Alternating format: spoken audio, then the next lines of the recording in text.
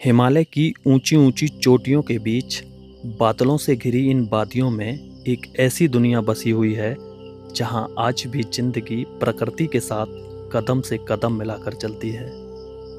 लेकिन यहां तक पहुंचना बिल्कुल भी आसान नहीं था। इस जगह तक आने के लिए मुझे लगभग 3 दिनों का लंबा सफ़र तय करना पड़ा। कभी घुमावदार पहाड़ी सड़कें, कभी ऊबड़ खाबड़ रास्ते, तो कभी घंटों की यात्रा, और उसके बाद भी मंजिल अभी दूर थी। फिर शुरू हुआ असली सफ़र। लगातार 2 दिनों की पैदल ट्रैकिंग, सकरे पहाड़ी रास्ते, गहरी घाटियाँ, बर्फीली हवाएं, और हर कदम पर एक नई चुनौती। कई बार लगा कि शायद अब रास्ता ख़त्म ही नहीं होगा, लेकिन कहते हैं ना, सबसे खूबसूरत कहानियाँ अक्सर सबसे मुश्किल रास्तों के बाद ही मिलती हैं। 5 दिन की इस पूरी यात्रा के बाद आखिरकार मैं पहुंच चुका हूं नेपाल चाइना सीमा के पास बसे हिमालयी इलाके में, जहां रहते हैं शेरपा समुदाय के लोग। बहुत से लोग शेरपा समुदाय का नाम तो जानते हैं, लेकिन इसके असली जीवन के बारे में बहुत कम लोग जानते हैं। यहाँ के ज़्यादातर लोग पशुपालक हैं। सुबह होते ही अपने गाय, भेड़, बकरियाँ और याक को लेकर हिमालय के ऊंचे ऊंचे चरगाहों की ओर निकल पड़ते हैं। इन्हीं पहाड़ों के बीच इनका जीवन बीतता है। यही इनकी रोजी रोटी है और यही इनकी सबसे बड़ी पहचान भी। आज की इस डॉक्यूमेंट्री में हम सिर्फ इस गांव को नहीं देखेंगे, बल्कि शेरपा समुदाय की उस जिंदगी को समझने की कोशिश करेंगे जो नेपाल चाइना बॉर्डर के पास दुर्गम पहाड़ों के बीच सदियों से बसती आई है। जानेंगे उनकी संस्कृति, परंपराएं, रहन सहन, पशुपालन और प्रकृति के साथ इनके गहरे रिश्ते की कहानी। तो आइए मेरे साथ इस अनोखी यात्रा पर चलिए और मिलते हैं हिमालय के उन लोगों से जिनकी सादगी, मेहनत और जीवन शैली आज भी इस कठिन भूभाग में एक मिसाल बनकर जी रहे हैं।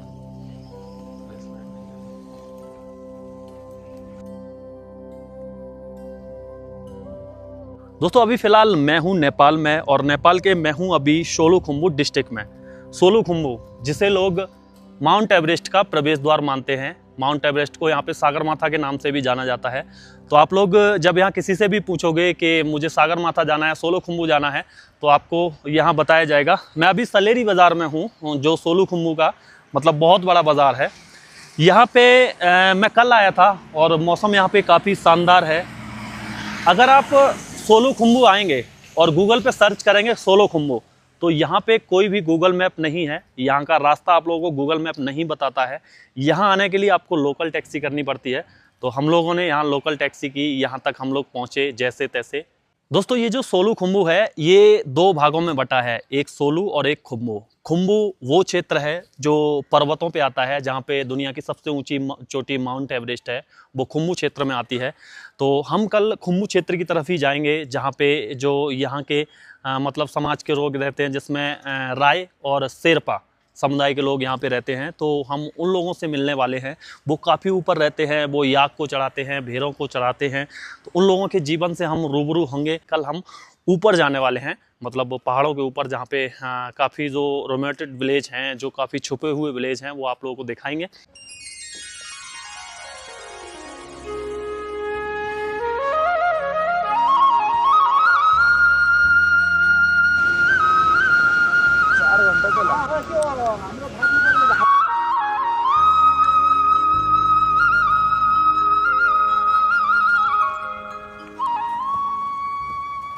जी भाई, ये हम आ चुका है सोलुखुम्बु के थापरे गांव।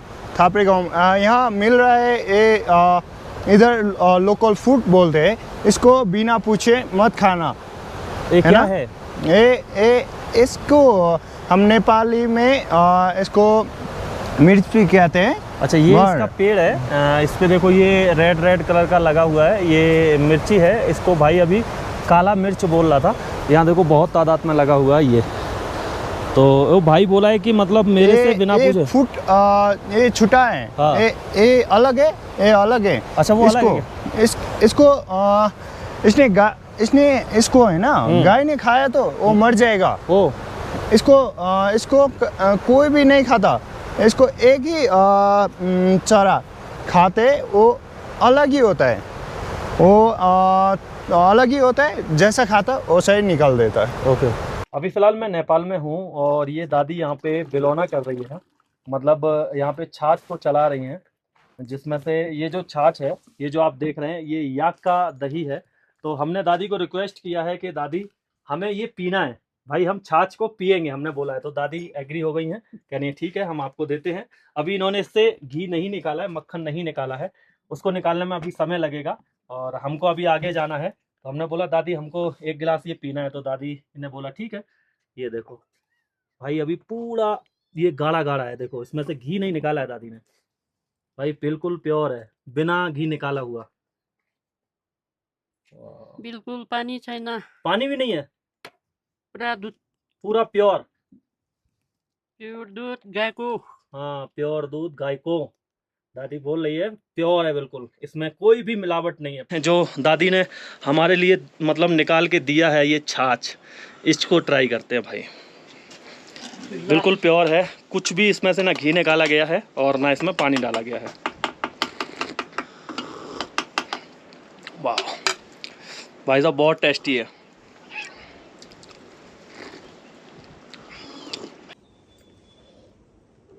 Okay okay.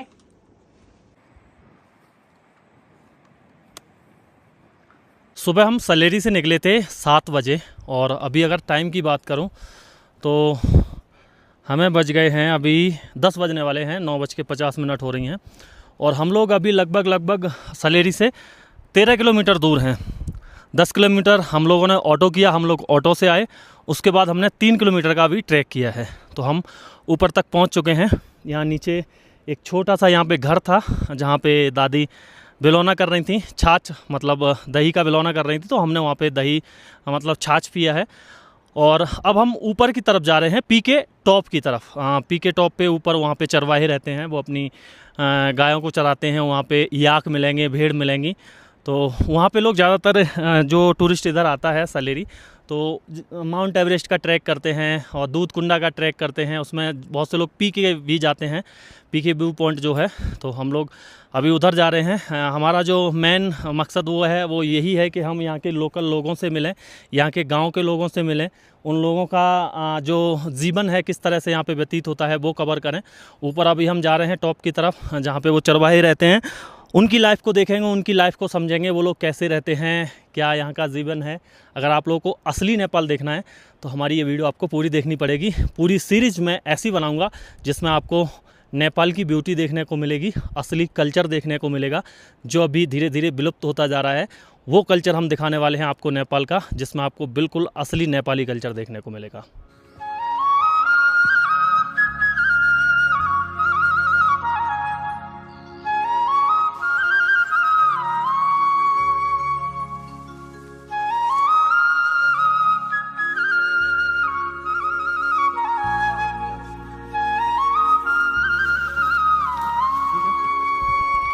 अच्छा विशाल भाई, हाँ ये ठीक जो है ऊपर जंगल है जी। ये जो जंगल है इसके ऊपर भी लोग रहते हैं क्या? जी, इसके ऊपर भेड़ी गोट वाला, चौड़ी गोट वाला, साथ साथ जड़ी बूटी जमा करने वाला रहते हैं। अच्छा, इधर ऊपर जो चरवाहे हैं, जो भेड़ चराते हैं, जो याक चराते हैं, वो लोग रहते हैं ऊपर? जी रहते हैं ऊपर। तो वो इतना ऊपर क्यों रहते हैं? नीचे भी तो चरने के लिए है। और नीचे चढ़ने के लिए, पर ऊपर बहुत जड़ी बूटी मिलते हैं, जो गाय, भेड़ और चौड़ी उसके साथ है ना, उसने खाया घास के। हाँ।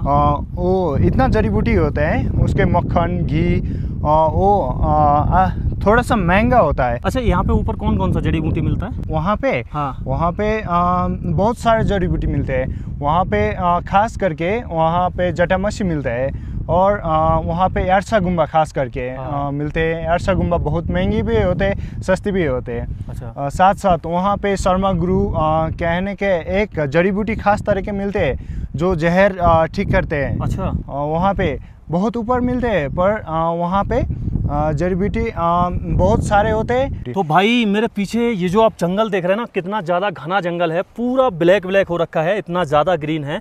इसके ऊपर भी चरवाहे रहते हैं। तो जैसे कि भाई ने बताया, भाई की थोड़ी सी हिंदी मतलब वैसी है, आप लोगों को शायद समझ में आ रहा होगा, मेरे को भी पूरा समझ में आ रहा है। तो भाई ने हमें बताया कि ऊपर जो चरवाहे रहते हैं वो इसलिए रहते हैं, एक तो वहाँ पर वो अपनी मतलब गायों को चराते हैं, याक चराते हैं, भेड़ों को चराते हैं। तो वो जो गाय वगैरह वहाँ पर जो जड़ी बूटियों को खाती हैं, उसके बाद उनका जो मक्खन निकलता है नीचे आके, वो मक्खन सबसे ज़्यादा महंगा बिकता है। यहाँ के लोकल भी उसको खाते हैं, क्योंकि उनको पता है कि ऊपर गाय भैंसों ने, जो गाय हैं, याक हैं, उन्होंने जड़ी बूटियाँ खाई हैं और वो जो मक्खन में उनके में होंगी, तो वो मक्खन उनके लिए काफ़ी उपयोगी होता है और काफ़ी मतलब हेल्दी होता है। तो वो उस मक्खन को खाते हैं और ऊपर वो जड़ी बूटियों को भी मतलब इकट्ठा करते हैं। तो एक तरह से वो दो काम करते हैं, ऊपर जड़ी बूटी भी वो बीनते हैं और गाय का मक्खन वगैरह भी वो बेचते हैं। तो कहने का मतलब ये है कि उनके दो कारोबार वहाँ से चल रहे हैं। जड़ी बूटी तो वहाँ पे बहुत बहुत महंगी मिलती हैं। अभी हम लोग यहाँ से निकले हैं, लगभग हमें 3 दिन तक लगेगा ऊपर तक पहुँचने में, और हम चलते हुए जाएंगे। रास्ते में हमें बहुत से लोगों ने मना किया कि अभी आप ऊपर मत जाओ, क्योंकि अभी बारिश का मौसम है, रास्ते पूरी तरह से ख़राब हैं, लैंडस्लाइडिंग वगैरह हो सकती है, आप फिसल सकते हो। लेकिन हमने पूरा रिस्क उठाया और जा रहे हैं ऊपर पहाड़ की तरफ।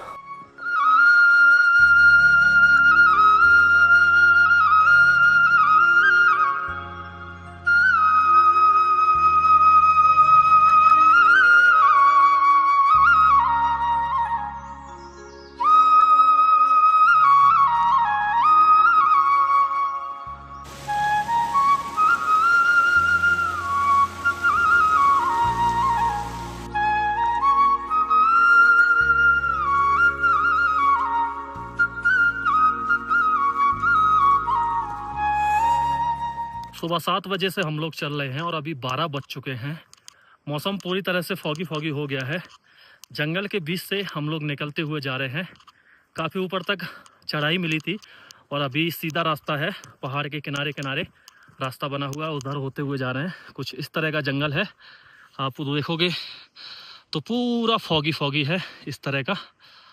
और ये वही जंगल है जो मैंने आपको नीचे से दिखाया था, जो काला काला आपको नज़र आ रहा था, ये वही पेड़ है जो आपको दूर से देखने में बिल्कुल काले काले दिखते हैं, लेकिन जब इनके पास आते हो तो आपको ये जंगल कुछ इस तरह का दिखता है। तो अभी बताया भाई ने कि बीच में हमको कुछ नहीं मिलेगा, ना कोई गांव मिलेगा, ना कोई घर मिलेगा।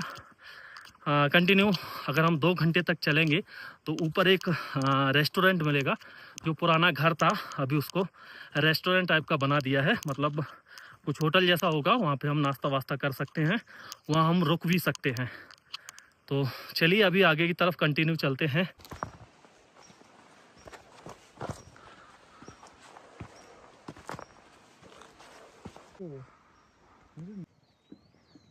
और अभी 1 बज चुका है। फाइनली हमें एक रेस्टोरेंट मिल चुका है, एक होटल बोलेंगे या इसको घर बोलेंगे। वैसे तो ये घर है, लेकिन यहीं पे रुकने की भी व्यवस्था है। तो यहाँ अगर देखेंगे, ये पत्थरों पे कुछ यहाँ मंत्र लिखे हुए हैं जो तिब्बतन शैली में है। और यहाँ पे एक घर है जिसको इन्होंने होम स्टे बना रखा है। तो हम यहीं पे अभी थोड़ी देर रुकेंगे, यहाँ कुछ खाएंगे, क्योंकि सुबह से हम लोग निकले हैं तो हमने अभी तक खाना पीना कुछ नाश्ता वास्ता भी नहीं किया है। कुछ खाते हैं, उसके बाद फिर हम आगे पीके टॉप चलेंगे। तो आज का ऐसे कह लो कि हम सुबह से चले हैं और अभी तक हम यहाँ पे पहुँच पाए हैं।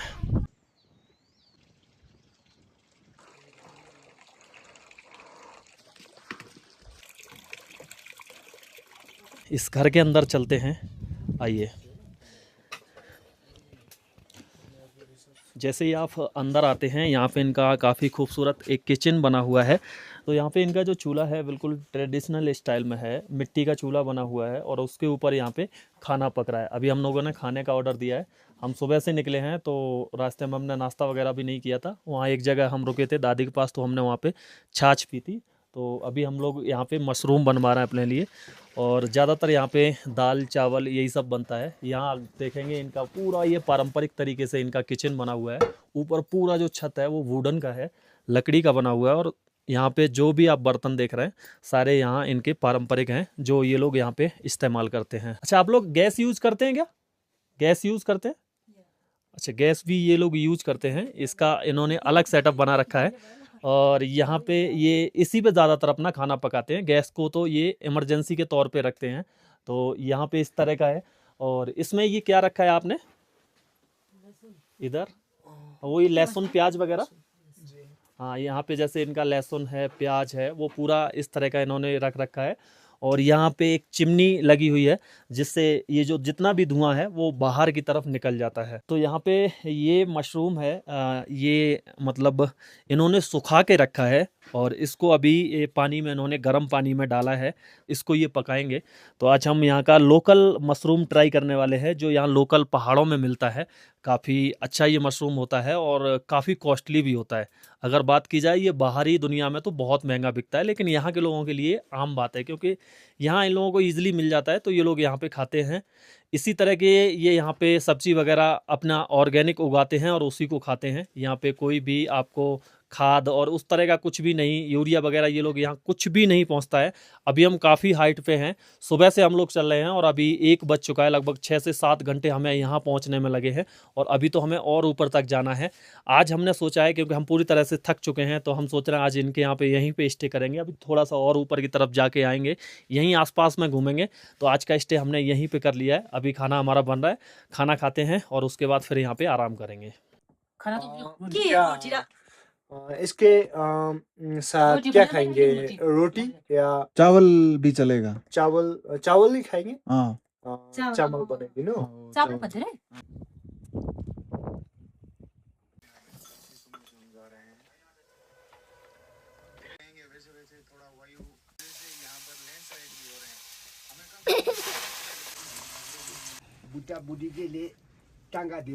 तो अभी हम लोग डिनर करने के लिए बैठ गए हैं और डिनर में आज हमारे लिए है ये यहाँ का लोकल मशरूम है, चावल एंड ये यहाँ पे हरी सब्जी है और ये दाल है। तो अभी हम लोग शेरपा कम्युनिटी के साथ में हैं, तो यहीं पे ये देखो इनका किचन है और किचन में ही हम लोग खा रहे हैं क्योंकि आज सर्दी बहुत ज़्यादा बाहर। तो भाई उधर जाने का मन नहीं कर रहा था, ये इनका किचन पूरा गर्म है, तो हमने कहा इधर ही किचन में बैठ के यही खा लेते हैं। तो ये देखिए ये इनका घर का अचार है जिसमें ये लहसुन है और वो मूली है एंड ये भाई साहब लोकल मिर्ची है यहाँ की।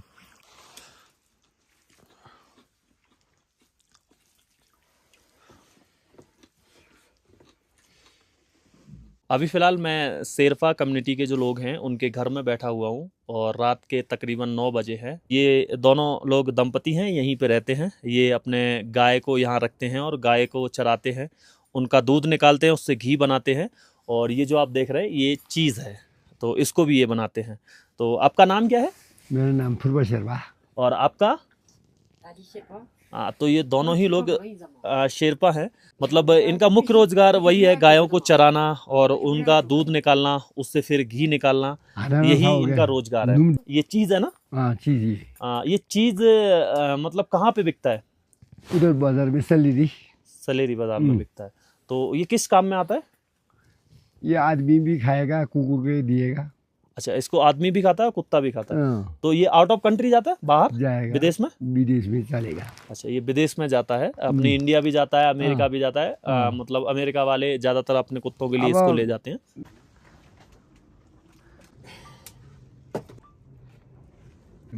नहीं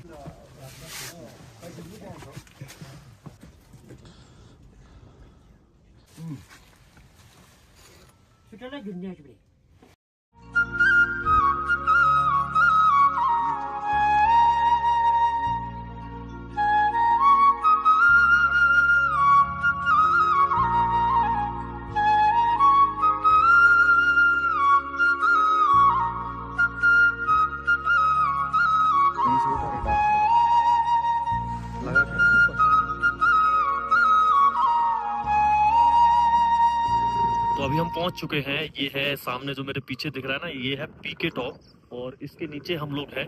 इसके आसपास में यहाँ के पशुपालक रहते हैं। क्या हुआ भाई, मैंने कुछ बोला है इसको? और ये जो पशुपालक यहाँ रहते हैं उनका रक्षक है, तो ये इसलिए यहाँ पे भौंक रहा है क्योंकि हम यहाँ पे आए हुए हैं। ये देखोगे तो यहाँ इनके घर बने हुए हैं और ये जो ऊपर पीके टॉप है, जब आप इसके ऊपर जाएंगे तो वहाँ से आप लोगों को दिखेगा सागर माथा और आगे चाइना बॉर्डर तक दिखता है। मतलब इस पे खड़े होके आपको यहाँ से 360 व्यू पूरा दिखता है। तो लोग इसके ऊपर तक जाते हैं। काफ़ी हाइट है। नेपाल के सबसे हाइट जो पीक है उनमें से इसका नाम लिया जाता है पीके टॉप का। तो यहाँ पे लोग जाते हैं और अभी देखोगे पूरा यहाँ पे बादल है। और लोग देखो वहाँ से अगर आप देखोगे तो वहाँ पे भी कुछ लोग घर बना के रहते हैं। वो सामने आपको दिख रहा है ना, वहाँ पे भी एक घर है। तो ये यहाँ पे भी पशुपालक हैं और इस तरह का यहाँ पे नज़ारा है। ये जो आप देख रहे हैं ये शेरपा कम्युनिटी के लोग हैं जो यहाँ पे रहते हैं, अपने गायों को पालते हैं। तो अभी हम सुबह ही सुबह आ गए हैं यहाँ पे क्योंकि ये लोग अभी गाय का दूध निकालेंगे। वो हम दिखाएंगे आप लोगों को। इस तरह से ये गाय का दूध निकालते हैं, घी निकालते हैं, वो सभी कुछ आप यहाँ पे देखेंगे। और नीचे से ये देखो भाई बादल आ रहे हैं। और कल हम आए हैं, ये जो आपको पहाड़ दिख रहा है ना, ये वाला, इस पहाड़ के पीछे है सलेरी बाजार। तो सलेरी बाजार से हम लोग आए हैं और कुछ लोग इस पहाड़ के ऊपर भी रहते हैं पशुपालक। तो उनके पास भी हम लोग चलेंगे, उन लोगों से भी मिलेंगे। तो इस तरह का यहाँ पे नज़ारा है। नीचे हमारा यहाँ पे होटल है, इस पीक के नीचे ही हम लोग रुके हुए हैं। तो अभी हम यहाँ पहुँच चुके हैं। चलिए चलते हैं, जल्दी से आप लोगों को दिखाते हैं। वो लोग अभी गाय का दूध निकाल रहे हैं। और ये यहाँ पे रखवारी पे रहता है कुत्ता। हाँ, मतलब कोई भी यहाँ आए तो उसके लिए इन्होंने यहाँ एक रख रखा है अपना सुरक्षा गार्ड।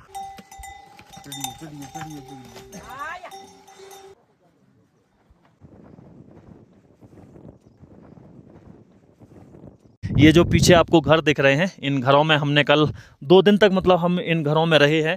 काफ़ी खूबसूरत ये जगह थी। पीछे अगर देखेंगे तो जो आपको पीक नज़र आ रही है ना, ये है पीके पीक, जहाँ पे ज़्यादातर ट्रैकर आते हैं। यहाँ पे ट्रैक करने के लिए ऊपर जाते हैं। ऊपर से बहुत खूबसूरत नज़ारा दिखता है। लेकिन हमारी बदनसीबी ये है कि हम भाई कल भी जाने का इधर सोच रहे थे और आज भी जाने का सोच रहे थे। तो कल भी ऐसे ही धुंध थी और आज भी आप लोग देख सकते हैं पूरी धुंध हो गई है। तो अगर आप ऊपर जाते हैं और मौसम क्लियर होता है तो आपको 360 व्यू यहाँ से दिखता है। लेकिन अगर आप ऐसे मौसम में यहाँ पे जाएंगे तो आपको कोई भी नज़ारे मतलब नहीं दिखेंगे। तो फिर ऊपर जाना बिल्कुल बेकार है। अब हम लोग आगे की तरफ यहाँ से निकलने वाले हैं। ऊपर कुछ पशुपालक और हैं जिनसे हम रूबरू होंगे, आप लोगों को मिलाएंगे। हमारा मेन मकसद यही था अभी नेपाल में आने का, हम यहाँ का लोकल कल्चर आप लोगों को दिखाएं, यहाँ के लोकल लोगों से मिलें। अभी हम लोग पूर्वी नेपाल में घूम रहे हैं और यहाँ से बहुत ही खूबसूरत नज़ारे दिखते हैं पहाड़ों के। यहाँ से हमको माउंट एवरेस्ट दिखा और अगर हम लोग वहाँ पे जाते तो हमको और ज़्यादा अच्छे से दिखते। हम लोग अभी बिल्कुल चाइना बॉर्डर पे हैं। चाइना बॉर्डर के आसपास हम लोग घूम रहे हैं और यहाँ पे नेपाल को एक्सप्लोर कर रहे हैं।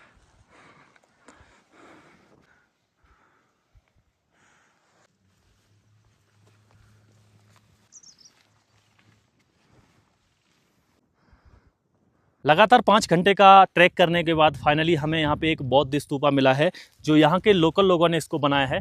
आप देख रहे होंगे यहाँ के लोकल पत्थरों से इसको बनाया गया है और लोकल पत्थरों से ये बना है और इसमें ना कोई सीमेंट लगा है ना कुछ भी, बस एक के ऊपर एक पत्थरों को इस तरह से जोड़ के ये बनाया गया है। यहाँ पे जो फ्लैग हैं, फ्लैग के ऊपर एक श्लोक लिखे होते हैं। तो यहाँ के लोगों की ऐसी मान्यता होती है कि ये जो श्लोक है, जब हवा में हमारा फ्लैग जब लहराता है तो वो हवा के थ्रू मतलब लोगों के पास जाते हैं, मतलब हवा के थ्रू हवा में घुल जाते हैं और एक तरह से वो लोगों को ब्लेसिंग देते हैं। ये यहाँ की मान्यता है। तो अभी जहाँ पे मैं खड़ा हुआ हूँ, मेरे इस तरफ भी खाई है और मेरे दूसरी तरफ यानी इस तरफ भी खाई है। और यहाँ से सामने अगर देखोगे तो आपको शायद नज़र आए धुंधला सा, वहाँ सामने एक छोटा सा घर बना हुआ है जहाँ पे पशुपालक रहते हैं। यही इनका जीवन है। ये जो पशुपालक हैं साल में एक बार नीचे जाते हैं और अपना जो भी तेल मसाला वगैरह होता है वो लेके आ जाते हैं। उसके बाद पूरी साल ये लोग यहीं पे रहते हैं। यही इनका घर है। यही ये लोग अपना दूध निकालते हैं, उससे घी बनाते हैं, चीज़ बनाते हैं। तो एक तरह से यही इनका रोज़गार है। और यहाँ पे इन लोगों ने ये मंदिर जैसा बनाया हुआ है, स्तूपा। तो चलिए चलते हैं, उन लोगों से मिलते हैं, बात करते हैं, मुलाकात करते हैं कि आखिर वो लोग कैसे अपनी ज़िंदगी यहाँ पे जीते हैं।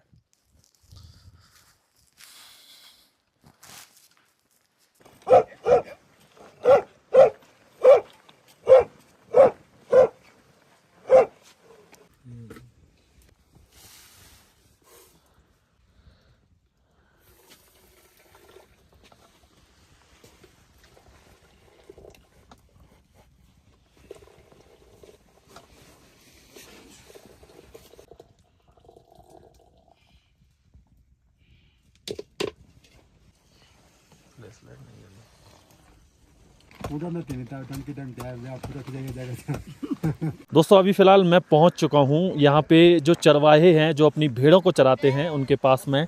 तो क्या नाम है आपका? उमर बहादुर तमन। उमर बहादुर तमांग। आप तमांग हैं? तमन। तो यहाँ पे कितनी भेड़ें हैं आपके पास? 300 देती है। 300 भेड़ें हैं आपके पास। तो अभी भेड़ें किधर चल रही हैं? ये इधर ही चलता है, इधर नीचे है। देखो ये यहाँ पे एक चट्टान पे खड़े हैं और यहाँ से अपनी भेड़ों को देख रहे हैं। देखो ये चट्टान है और चट्टान के पास में इन्होंने देखो वो नीचे इनकी सारी भेड़ें हैं। इधर देखो वो चल रही हैं वहाँ पे। तो अभी अगर आप आवाज़ देंगे तो भेड़ें आपके पास आ जाएंगी। कोई इधर से सीटी बजाएगा तो वो चल जाएगा। तो ये बिल्कुल भाई साहब हिमालय के पशुपालक हैं जो हिमालय के बीच में रहते हैं। और ये आगे क्या लगाया हुआ है आपने? इसको क्या बोलते हैं? इसको खुकरी। तो ये आपने 3 खुकरी क्यों लगाई हैं? इसको ये खुकरी तरकारी काटना है, ये अच्छा। खुकरी लकड़ी काटना है। तो एक बार दिखाएंगे कौन सा तरकारी वाला है कौन सा लकड़ी वाला है? ये तरकारी के लिए। ओके। ये लकड़ी अलग काटने का दावड़ा। ठीक है। और तीसरा वाला? तीसरा वाला आग बालनी है, आग जलाने के लिए। आग पारने वाला है ये। आग जलाने के लिए। आग जलाने वाला। तो अभी जला के दिखाएंगे आग कैसे जलाते हैं? इसको वो झुलोर नहीं है। अच्छा वो नहीं है अभी आपके पास। उसको वो है तो इन्होंने यहाँ पे पूरा अपना ये आइटम रख रखा है और अपना लेके चलते हैं साथ में ही और यहाँ पे अपने पशुओं को चराते हैं, अपनी भेड़ों को चराते हैं। तो भेड़ों का यहाँ पे क्या दूध बेचते हैं या कैसे, क्या घी बिकता है? घी बिकता है, वो दूध नहीं बिकता। दूध नहीं, घी बिकता है। अच्छा मैंने सुना है आप लोग जड़ी बूटी भी रखते हैं अपने पास? रखता है ना। अभी है जड़ी बूटी आपके पास कोई? थोड़ा थोड़ा है। वो कौन सा जड़ी बूटी है दिखाओ जरा भाई। जैसे कि हमको बताया गया था कि ये लोग ऊपर अपनी भेड़ों को ही नहीं चराते, इनके पास जड़ी बूटियां भी होती हैं। ये देखो ओ ये जड़ी है। ये किस काम में आता है? ये गैस्ट्रिक है। अच्छा का काम गैस को काटने के काम में आता है। हाँ। तो भाई इनके पास पूरा मतलब अगर ये लोग बीमार वगैरह पड़ते हैं। अच्छा आप लोगों को बुखार वगैरह आता है तो फिर आप दवा लेने नीचे जाते हैं? इधर नहीं मिलता है। इधर भी मिलता है? मतलब आप जड़ी बूटियों से ठीक हो जाते हैं? हाँ, जड़ी बूटियाँ ठीक है। भाई ये लोग कोई दवा वगैरह नहीं लेते हैं और पूरी तरह से यहीं पे रहते हैं।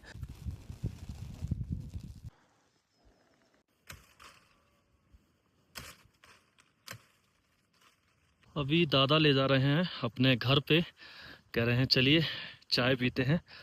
तो काफ़ी दूर तक हम लोग आ गए हैं और अभी पता नहीं कितनी दूर है। अभी दादा कितनी दूर है वो घर? बस थोड़ा सा बचा है। भाई जंगलों में इनका घर होता है और जहाँ पे ये लोग रहते हैं। बारिश होती होगी फिर तो बहुत दिक्कत होगी ना।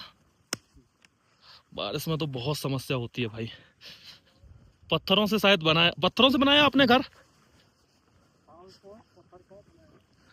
पत्थर से टेम्परेरी घर इन्होंने बनाया है क्योंकि ये हमेशा यहाँ पे नहीं रहते हैं।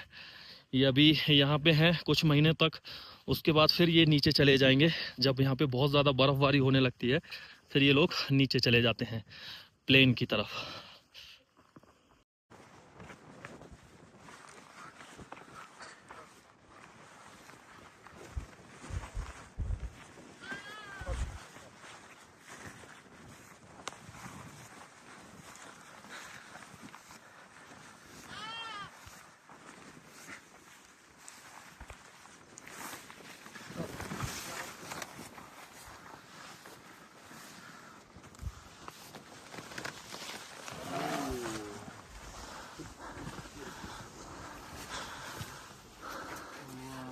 ये है दादाजी का घर। वाह मस्त भाई, मस्त बना रखा है। ये नया ही बनाया है क्या दादा? अच्छा आपका टेम्परेरी रहता है, मतलब कभी कहीं पे भी जा सकते हो? ओके। करते हैं ये करीबन तो भाई काका ने बनाई है नून चाय। नून चाय ना? हाँ तो नून चाय बनाई है जिसको आज हम नून चाय पियेंगे भाई। ये देखो यहाँ पे आग जला दी है और ठंडी का मौसम है, सभी लोग बैठ के यहीं पे नून चाय पीते हैं।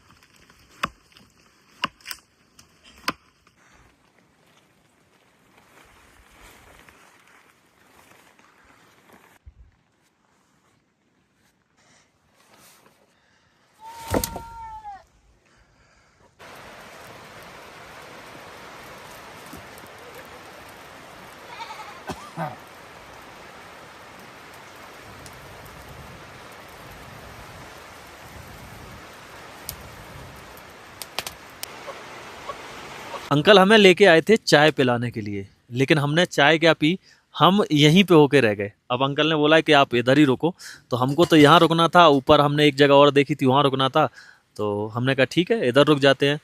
तो भाई इंडिया की तरफ तो आप लोगों ने देखा ही है कि मैं कहीं पे भी जाता हूँ तो काफ़ी अच्छे से लोग बहुत अच्छे से बिहेव करते हैं, लेकिन मैं अभी दूसरी कंट्री में हूँ, नेपाल में हूँ। और नेपाल में यहाँ पे अंकल जो हमें मिले हैं काफ़ी अच्छे से, इन्होंने यहाँ पे देखो हमको बैठाने के लिए काफ़ी वो बना रखा है, सामने से आग जल रही है और ऊपर बारिश हो रही है भाई, तो ठंडा यहाँ पे बहुत ज़्यादा है। अभी खाने पीने की तैयारियाँ यहाँ पे चल रही हैं, ये लोग कैसे यहाँ पे सरवाइव करते हैं वो सब कुछ यहाँ पे रुक के देखूंगा मैं, और आप लोगों को भी दिखाऊंगा। अभी खाने पीने की तैयारियां यहाँ पे चल रही हैं, बाहर बहुत तेज़ बारिश हो रही है और अंदर हवा भी बहुत तेज़ चल रही है, तो ठंड बहुत ज़्यादा है।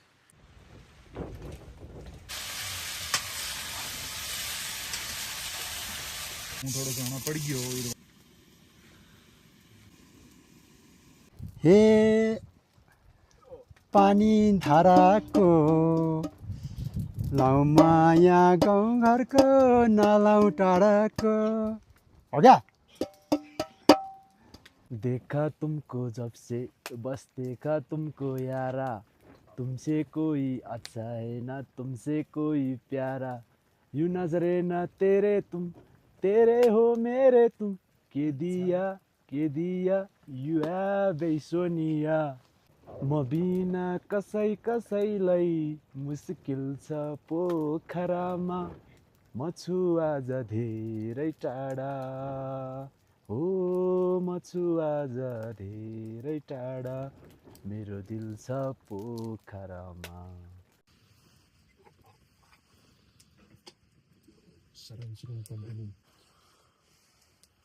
काफ़ी रात हो चुकी है अभी, और काका भी अभी खाना खा रहे हैं।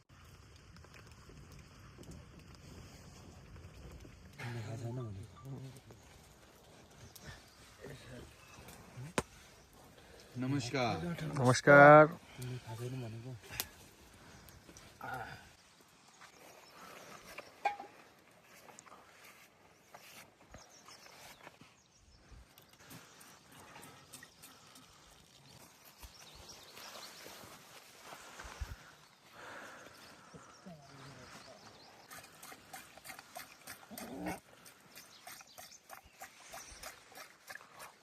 अभी सुबह के 7 बज चुके हैं और यहाँ पे इनकी सारी भेड़ें इकट्ठी हैं, और अभी जो काका हैं वो भेड़ों से दूध निकाल रहे हैं, और आज काका यहाँ से अपना डेरा शिफ्ट कर देंगे, मतलब यहाँ से अपना डेरा उठाने वाले हैं। काका कितना दूध निकला? थोड़ा इसमें तो कितने भेड़ का निकाल लिया अब तक? 6-7 निकल लिया। 6-7 का निकाला है, लेकिन इसमें तो 200 ग्राम दूध है, बस 200-300 ग्राम। और ये किस चीज का बर्तन है? दार का। ये काठ का बर्तन है, जो लकड़ी बता रहे हैं दार की लकड़ी, तो ये लगभग होगा 200 साल पुराना। 200 साल पुराना ये बर्तन है भाई, इनके बुजुर्गों से इन्हें मिला है और अभी इसको ये चला रहे हैं। तो आज यहाँ से डेरा आप उठाने वाले हैं? उठाने वाले हैं। क्यों उठाने वाले हैं? आज इधर ये गंदा हो गया। गंदा हो गया इस वजह से, मतलब पूरा आप देखेंगे यहाँ पे गंदगी हो चुकी है, गीला हो चुका है। रात भर यहाँ पे बारिश हुई है, 2-3 दिन से यहाँ लगातार बारिश हो रही है, तो जिस वजह से यहाँ पे पूरी आप देखोगे ये पूरी गंदगी हो रखी है, और गंदगी में यहाँ पे भेड़ें ये रखना नहीं चाह रहे हैं। इस वजह से आज ये डेरा यहाँ से निकालेंगे, आगे जाएंगे लगभग 2-3 किलोमीटर और उसके बाद वहाँ पे अपना डेरा लगाएंगे। तो भाई बहुत ही संघर्ष है इनकी लाइफ में। यहाँ लगभग 1 हफ्ता हुआ है डेरा लगाए, 1 हफ्ते तक थे इधर भाई। 1 हफ्ते तक ये लोग यहाँ पे इन्होंने टेंट लगाया था, उसके बाद ये यहाँ पे रहे, और अभी यहाँ से ये टेंट उखाड़ के ले जाएंगे, आगे दूसरी जगह लगाएंगे। आप सोचो कि कितनी मुश्किलें हैं इनकी लाइफ में। अब इन्होंने 1 हफ्ते तक यहाँ पे गुजारा है, अब दूसरी जगह जाएंगे, वहाँ पे नया अपना आशियाना बनाएंगे। तो ये है कुछ इस तरह की लाइफ इनकी। जो पशुपालक हैं यहाँ पे नेपाल चाइना बॉर्डर पे रह रहे हैं, यहाँ से चाइना बॉर्डर बहुत ही पास में है, और पीछे के नज़ारे आप देख सकते हैं। अगर आज मौसम साफ होता ना तो यहाँ से माउंट एवरेस्ट के नज़ारे बिल्कुल क्लियर दिखते हैं, बहुत साफ यहाँ से माउंट एवरेस्ट दिखता है। जैसे ही हम उन पहाड़ों के ऊपर जाएंगे तो अगर धुंध हो गई तो नहीं दिखेगा, मौसम साफ रहेगा तो पूरा नज़ारा बहुत खूबसूरत दिखता है।